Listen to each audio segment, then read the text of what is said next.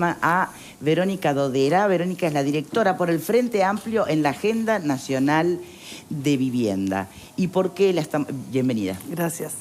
Y la estamos invitando a propósito de una situación que se viene dando en un lugar puntual, pero no es exclusiva de allí, se ha dado históricamente, es un desafío enorme para las autoridades siempre y de una complejidad y sensibilidad terrible para las personas, ¿no? Para las familias. Estamos hablando de ocupación de viviendas, en concreto en el barrio Viale La Paz, departamento de Canelones. Bueno, que se esté dando esto ahora vuelve a poner este punto sobre la mesa, ¿no? Este eterno debate de las necesidades y desafíos habitacionales. Sí, es verdad. En realidad este complejo tiene sus antecedentes constructivos y de gestión del año 84.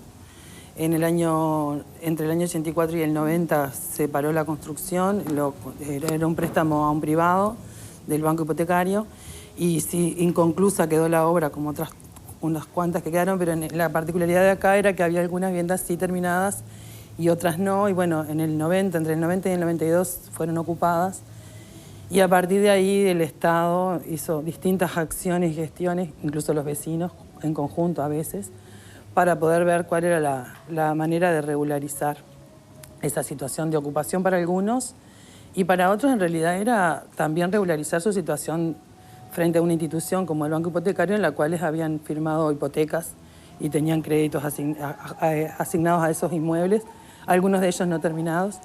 Entonces, o sea, que habían sido hasta estafados.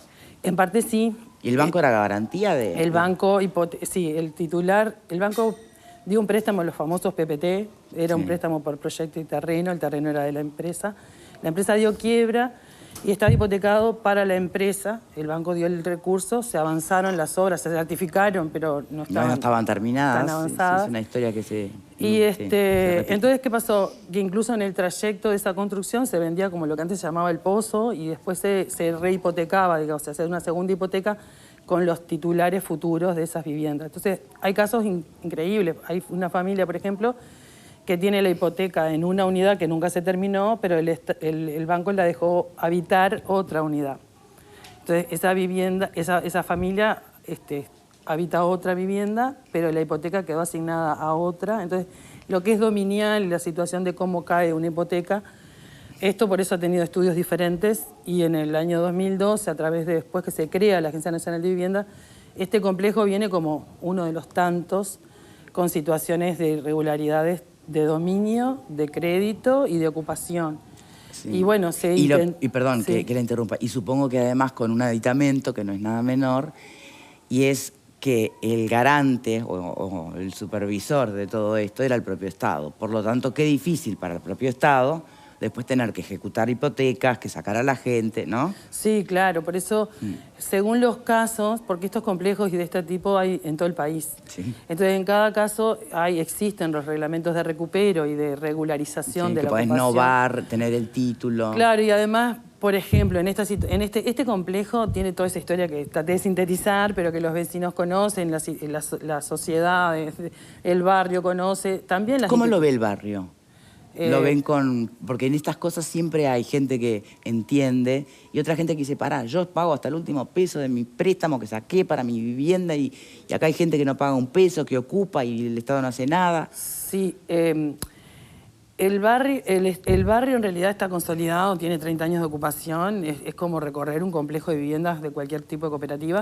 La mayoría de los vecinos terminaron ellos sus viviendas, claro. Y lo paradójico acá es que se terminaron, no se ejecutaba, por esto que tú decías al principio, ¿verdad? Si yo ejecuto la hipoteca, estoy rematando y no estoy asumiendo que fui como Estado negligente. Claro, exacto. Pero a su vez también tengo un problema, está ocupada. ¿De qué manera busco la regularización de esa familia? Entonces, en la Agencia Nacional de Vivienda se han hecho distintos reglamentos de gestión de estas situaciones para poder regularizar al ocupante, porque la idea no es que se vaya, sino que quede muchas veces con un contrato de arrendamiento, con opción a compra, u otras veces solo arrendamiento, porque se estudia desde lo social, ¿no? Porque claro. ¿Y qué pasó con todo lo que tiene que ver con gastos de contribución, bueno, servicios es distinto, porque tienes que pagar para... Pero hay un montón de Depende de la situación. En la mayoría, este complejo, por ejemplo, no tiene comisión administradora que cobraría gastos comunes, por ejemplo. Pero sí, cuando alguien hace un contrato de arrendamiento con opción a compra, se debe hacer cargo. En realidad los alquileres no pagarían la contribución, lo paga el propietario. Sí, sí. Pero en estos casos son parte del arrendamiento para, después de tantos años, antes de renovar, se pasa a lo que es la compra, digamos, la parte de la opción. Y ahí sí, viene con una deuda importante. El problema de este complejo, y por qué hoy estamos hablando del complejo, es porque son casi 80 viviendas y muchas de ellas figuran con hipoteca, o sea, con un crédito a la unidad. Esas hipotecas, la única manera de que no prescriban, porque todo esto empezó después de septiembre, cuando por el tema de las prescripciones se empezaba a ejecutar, es solamente con un remate extrajudicial. Entonces, para que se interrumpa el plazo de prescripción. Estamos hablando de hipotecas de más de 30 años. Pero hay muchos que son libres. Entonces, lo paradójico acá es que muchos vecinos libres en lo contable, quiero decir, están ocupados. Pero me quedé pensando, después no prescribía y pasás a hacer Sí, pero no, la prescripción hay que bueno, no me sale la palabra, pero hay que hacerla. O sea, tiene que el que pretende que prescriba, tiene que hacer la gestión. Entonces, de esa gestión se podría interrumpir por los plazos y también porque hay que demostrarla. Lo que es real es que hace más de 30 años que el Estado administra estos créditos y hace las gestiones de cobro, reglamento de recupero, lo que nunca llegó a ejecutar por esto que genera, ¿verdad? Que si yo estoy dejando a una familia en la calle, capaz que es mejor que siga siendo administrada por el Estado. Lo que quiero sintetizar es que en el mismo barrio hay situaciones muy diferentes, porque alguien que ocupa una vivienda que no tiene una hipoteca sobre ese bien, está hoy regularizando, porque se puede, porque se le hace un arrendamiento, y hoy, y hace años, ¿no?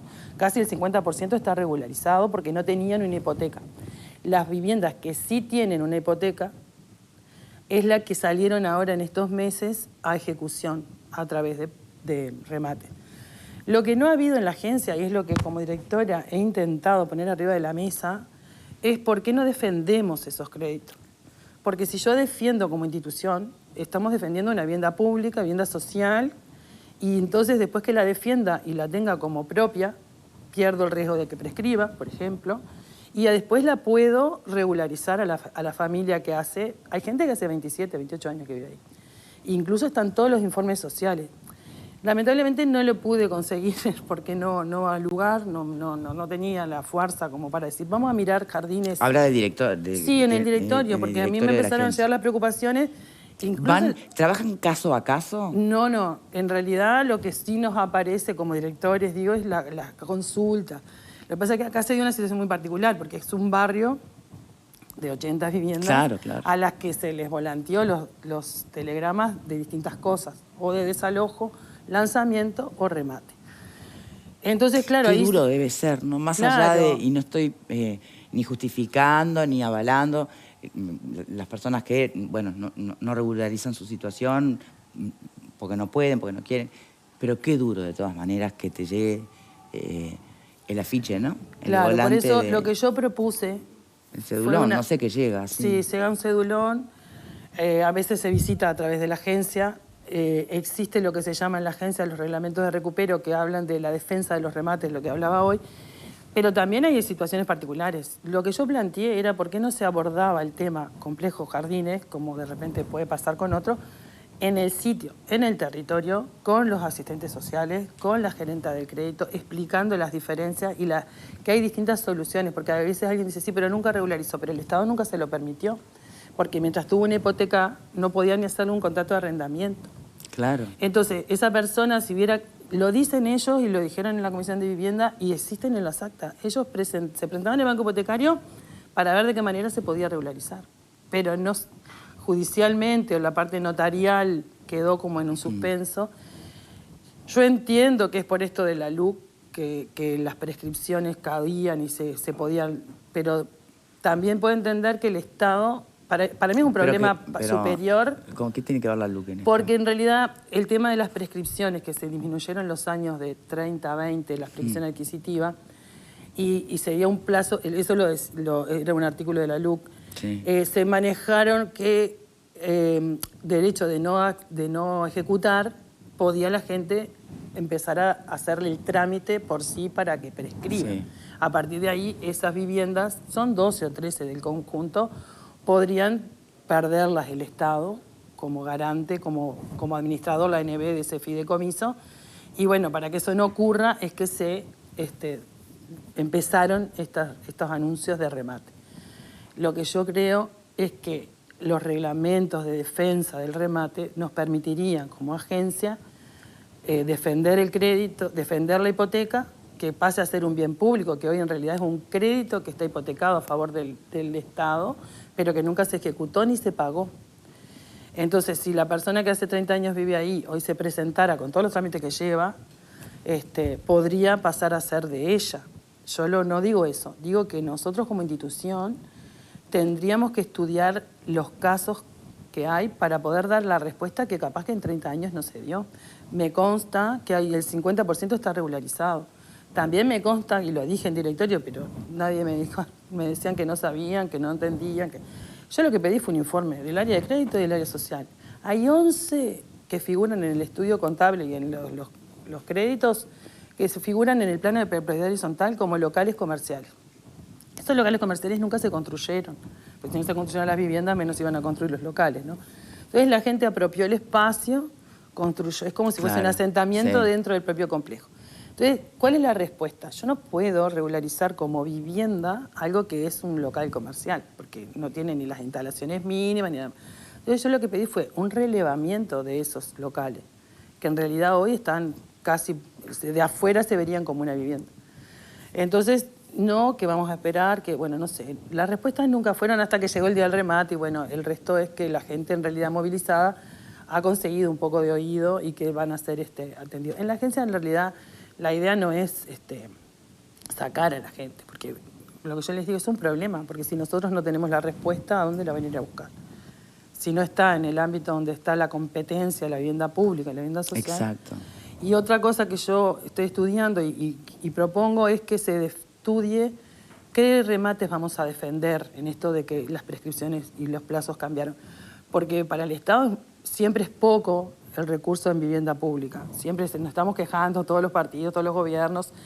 Pero entonces yo no podría perder una vivienda porque en un remate se remate por $18.000, por decir un número, y en realidad entra el mercado inmobiliario y después el inmobiliario. Al final el que gana es el inmobiliario. Entonces yo lo que pido es que se retome el estudio de los casos en que vamos a defender los remates. No por ¿Tiene gente para eso la Agencia Nacional de Vivienda? Y si no hubiera, habría que buscarla. Sé que hay dificultades. Desde el decreto 90 del 2020, donde hubo que eliminar vacantes y no se podían cubrir, estábamos en problemas. Además de que entendemos que se viene todo un malón de otras cosas. Pero en el año 19 hubo un cambio en el reglamento de defensa de remate donde se incluyeron otros préstamos. Por ejemplo, las cooperativas. Porque es un bien del Estado, hubo inversión de los fondos de Fonavi y no estaría bueno que de repente en el mejor postor pasara a un mercado inmobiliario que... Pasar a lo privado. Digamos. A lo privado. Y además nosotros no damos crédito para compra de vivienda. Pero esas viviendas de las cuales defendemos el remate, si las ofrecemos o al que ocupa, o ustedes habrán visto que hay llamados a veces para vivienda usada, sí. Existe el préstamo para poderla comprar. Incluso está estudiado que los 25 años, por toda esta historia de lo que sube, se divide en dos franjas. A los 15 primeros años se vuelve a evaluar y después los últimos 10. O sea, podemos, por eso digo, para mí hay que estudiar qué vamos a defender.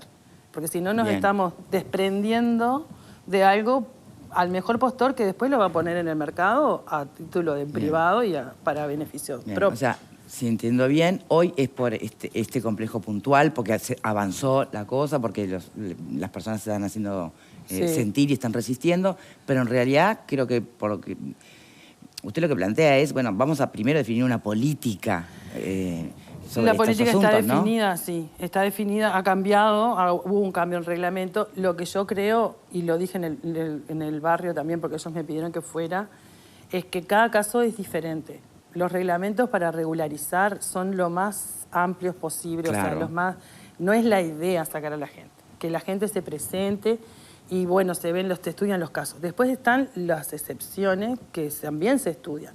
Lo que yo no entendía, y lo digo porque es lo que me pasó, cómo cosas que tenían un decreto de rescíndase, remátese de hace 3 años, como última actuación, del 19, por decirte algo, a enero del 23 decía queda para rematar en abril o marzo. O sea, ¿y qué pasó en 3 años? ¿Por qué no vamos al barrio y después vemos capaz que... O sea, seguimos siendo de alguna manera negligentes ante ciertas... Yo lo que siento es que los servicios, y esto lo quiero decir porque están actuando según la reglamentación actual. Bien. Lo que hay que pensar es de qué manera me paro para poder gestionar esos créditos desde el concepto, que capaz que no es el mismo, evidentemente, porque mi concepto es, si el Estado, por ejemplo ahora en el Estado, el Ministerio de Vivienda, en este programa Avanzar tiene los famosos realojos que ya venían de antes, pero ahora se le inyectó un poco más de recursos. Las compras de vivienda usada para realojos están topeadas entre 50 y 60 mil dólares una vivienda, que el Estado paga. Sí. Entonces yo pregunto, ¿cómo puede ser que en la agencia... Perdamos viviendas... Viviendas por 18 o 20. O sea, hay algo que no se está mirando. Es mi interés. Y mi interés empezó en jardines porque vi que era un volumen como para mirar como volumen. Después vendrán otros casos. Bien, a ver, Fernando, pregunta. A mí lo primero que se me ocurre decir, este tema tiene 27 años. Es decir, 27 años sin una solución, sin una resolución. 27 años que hace que un conjunto de familias están en un lugar... No todas. Bueno, no todas, porque además van cambiando eso. Pero no, porque además muchas están regularizadas. Pero muchas que están en un lugar sin regularizar. Porque no pueden. 27 años involucran a muchos gobiernos. Involucran al gobierno blanco, colorado, 15 años de gobierno frente amplista. O sea que hay cierta inoperancia del sistema político para resolver las cosas en principio. Achacarle esto al artículo de la LUC, artículos 463 y 467, parece, digamos, de alguna manera simplificar la cosa. Porque es verdad que los artículos pueden ser un daño colateral de 2 buenos artículos, para mi criterio, que reduce el plazo de prescriptibilidad de 20 a 10 años, me parece un buen artículo. Y el otro es que reduce o da un plazo de 2 años para que las prescripciones que están en curso empiecen a... Pero 2 años para regular, para que empiecen a ejecutarse o a tramitarse. O sea que los artículos a mí en este principio no tendrían que ver. Es como decir que la reforma de las jubilaciones de 2006 o 2007 generaron un daño colateral con los cincuentones. Y sí, lo generaron. Y después hubo que arreglarlo. En este caso, o en esta situación se da un caso similar. No es la reforma del 2006 mala, tampoco son los artículos de la LUC malos para la gran mayoría. En este caso creo que hay un efecto. A mí lo que me parece es que lo primero que hay que hacer una autocrítica es decir, che, estamos en el sistema político, trabajamos en esto y nunca le encontramos una solución a esto. Es bastante grave, ¿no? Y lo otro es que la Agencia Nacional de Vivienda, que usted integra junto con sus directores, también tiene que parar el crecimiento de las hipotecas, porque la gente, mucha gente que ni siquiera vive ahí, tiene una deuda que se va agrandando. No tiene ni sentido. Entonces, sí, hay como hasta lo que encuentra la Agencia Nacional de Vivienda es decir, bueno, para parar el crecimiento de esa deuda, remate. Capaz que no es remate porque hay gente que puede perder su vivienda y el Estado debería, según la Constitución, garantizarle acceso a la vivienda, a la educación, a todo el mundo. No lo hace, no lo hizo antes, no lo hace ahora, por otros problemas, quizás problemas económicos, problemas de otro orden, pero no lo hace. Pero a esta gente que está allí, de repente habría que buscarle capaz que una solución legislativa. Sí. No se legisla para grupos pequeños, pero capaz que hay que buscarle, o la Agencia Nacional de Vivienda... Que se repite, no es exclusiva de quizás la Agencia Nacional de Vivienda debería encontrar alguna fórmula. Eso sin perder de vista, ya termino con esto, eso sin perder de vista que quienes están allí viviendo, o quienes vivieron, o quienes están ahora, lo están haciendo en forma irregular e ilegal. Porque ocupar predios privados, digamos, de alguna manera, es una ilegalidad y es una irregularidad. Entonces, busquémosle la solución porque no se puede dejar a nadie en la calle, o búsquenle la solución porque no se puede dejar a nadie en la calle sin su vivienda, pero también sean conscientes que pasaron 27 años sin soluciones y que están tolerando porque es más fácil dejarlos vivir ahí, total, si nosotros no tenemos soluciones. Es más fácil mirar para el costado, decir, sigan con su ilegalidad que nosotros somos unos inoperantes. A mí es el resumen que se me ocurre. Sí, yo me pregunto cuál solución concreta hay para esta gente que hoy está en situación irregular. Es decir, porque si va al remate, la agencia tiene prioridad frente al privado, lo puede comprar porque si no, se entra a la especulación inmobiliaria. Si la agencia tiene la prioridad, lo puede pagar y después, bueno, buscará con el que está viviendo la forma de solucionar eso. Es decir, pero me parece que lo que dice Fernando es cierto. Son muchos años de mucha gente que, es decir, o una de dos, o la burocracia funciona en serio o directamente cierran la cortina y es sálvese quien pueda, digo, porque no tiene lógica. La agencia sí tiene, la ley le permite defender el crédito, le permitía al banco hipotecario y le permite a la agencia. Lo que la nueva ley de presupuesto, la de este gobierno, le permite defender hasta más el valor, lo subió mucho más. La diferencia, ha defendido muchos, en los últimos 15 años se han defendido, incluso en este complejo. En este complejo, por ejemplo, iba a remate una familia porque lo legal, capaz que está la solución legislativa, como decía él. Yo hablo de la luz porque lo dice el informe jurídico que recibí de crédito, que dice que fue, lo dice, está escrito, texto expreso, por eso lo nombré. Es un daño colateral, pero no es No, digo porque de se desprendieron todos estos cedulones a partir lo está escrito, no, lo leo porque lo dice ahí. Nosotros podemos defender, el monto a defender es mayor al anterior por la ley esta de presupuesto, que impacta para nosotros, por eso yo digo hay que estudiar cuáles defiendo. La agencia ha defendido en jardines, pero hay otra cosa que fue lo que yo propuse, que también es una solución, que no se dio antes, no discuto, pero sí se dio en el periodo anterior, en los últimos 5 años, que fue una familia ocupante, fue estudiada como sujeto de crédito previo al remate. El remate es la única solución desde lo legal, capaz que podría surgir otra ley, pero la hipoteca solo se rescinde con el remate. Bien. Entonces lo que hizo la agencia fue, bueno, a ver, vivo de Verónica Odena, bueno, venga, Verónica, a ver, usted no puede seguir viviendo, tengo que rematar, pero la estudiaron a la persona como sujeto de crédito, porque en esa época nosotros solo podíamos defender hasta un valor muy bajo. Entonces era claro que el remate iba a ser por otro monto. Entonces el señor estudiado como sujeto de crédito le dicen, usted puede rematar hasta tal valor. Y además después le damos nosotros el préstamo que te explicaba al principio. Esa persona se quedó con la vivienda. Entonces yo lo que digo es, no se podría, previo a mandar, porque son 11 las hipotecas, llamar a convocar a cada uno. Sí, pero en este complejo, pero hay se ha hecho tantos en más. otros, lo que te explico. Se ha bueno, convocado, hay gestión. Hay antecedentes, ¿está? Sí, claro. Pero lo que yo proponía era eso. Convocamos a la familia, la estudiamos el sujeto de crédito. Ahora podemos defender. Lo que es verdad es que en los últimos 2 años se modificó el reglamento de defensa y solo se defiende los complejos, las unidades que tengan situación de vulnerabilidad en la vivienda. Antes, en el 2016, era solo así. Después se entendió que no se podían perder propiedades por el Estado, porque las ponemos a la oferta y podemos sacar. Entonces se modificó y también se incluyeron las cooperativas. A partir del reglamento del 2022, la agencia ha resuelto que no defiende más que solo los que existan situaciones de vulnerabilidad en la ocupación. ¿Vero? Sí, eso último, por ejemplo, es novedoso. ¿Cuál es la fundamentación de eso, teniendo en cuenta que, como usted dice, esto si no va al mercado y sabemos que va a la especulación, a valores más altos? ¿Cuál es el criterio para esa decisión? Y no se lo sabría decir yo. Yo sé que estudié los reglamentos, estudié Porque la Agencia Nacional no está pensada solamente para la población más vulnerable. No, claro, no. Nosotros, por ejemplo, o sea, los antecedentes de la institución dicen que en un momento solo se defendían en estos casos porque entendía. En algún momento se dio, está escrito, hay antecedentes, que se remató un bien en Maldonado por, creo que eran 600.000 pesos, algo que en el mercado podría salir entre 70 y 80.000 dólares. A partir de ahí, por una resolución del directorio de la época, se resolvió también defender las unidades de promotores privados o de otro tipo.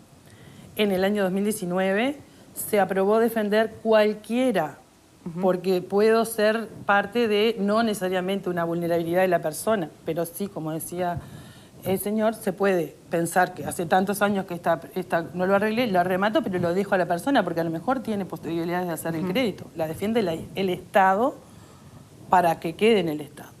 No sé por qué eso se modificó, me consta que se modificó, no pude acompañar esa reforma porque en realidad tuve solo 2 días para poder estudiar el tema, pero es uno de los temas más importantes para mí, el tema de qué manera miro lo que tengo como, porque eso cambia, campo de vivienda, ¿no? Porque sí, es a nivel país. Sí. Eso cambia Por eso entonces le el ámbito de la agencia. ¿La agencia está solo para defender a los vulnerables o está para defender la vivienda pública en distintos extractos? Fernanda. Bueno, en esto de lo que tú decías, ¿cuál es la política de la agencia en este tema que, como ya mencionaba antes, no voy a reiterar los años que llevan y que es de los problemas reales de la gente de todos los días?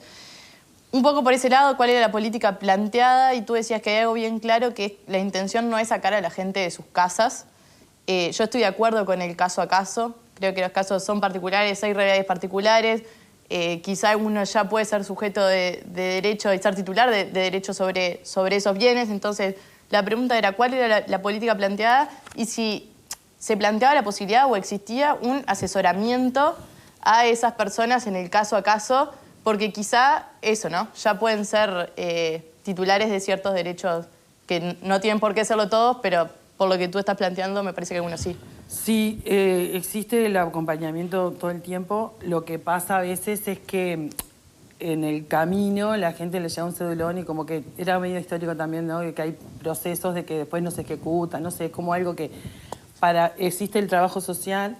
Evidentemente tenemos algunas dificultades de recursos humanos como para poder dar cumplimiento a todo, pero el camino para mí en realidad es decir que la vivienda es del Estado, es de lo social y después hoy la ocupa y con tantas reglas y está regularizada esa ocupación. Entiendo que a veces lo de la vivienda propia a veces es como genero este derecho, pero no debería ir solo por ahí. Debería ir ser por la estabilidad, la permanencia y la vivienda social y la inversión después que el Estado invierte debería ser parte de su capital. Por ejemplo, lo hace el BPS. El BPS cuando construye para viviendas para jubilados pasa a ser del bien, pasa a ser del BPS porque así eso puede pasar también. Hay viviendas, nosotros además de las viviendas que ofrecemos tenemos otras unidades que son para emergencia crítica habitacional y ahí cuando está toda una situación de crítica, por eso yo pienso que acá un estudio caso a caso también permitiría que a lo mejor los que hoy habitan los locales comerciales se le pueda asignar una vivienda dentro de todo lo que es el reglamento de arrendamiento, con una cuota según sus ingresos y todo lo demás, se puede hacer. Yo en este tema en particular lo que sentí fue que desde el 1 de marzo me preocupé por la situación, no porque no se rematara o no se ejecutara o no se hiciera cargo el Estado de lo que capaz que no se hizo antes, sino para que se le mirara en conjunto y frente a esto que se estaba pasando, porque son cosas rarísimas, ¿no? De repente mi vecino regulariza, pero yo no puedo. Sí, entonces, bueno, que se trabajara en global y acompañados. Era un poco mi preocupación. Verónica Dodera, muchísimas gracias por habernos acompañado. Es la directora por el Frente Amplio en la Agencia Nacional de Vivienda. Gracias a ustedes. Hacemos una pausa y ya venimos, ¿eh?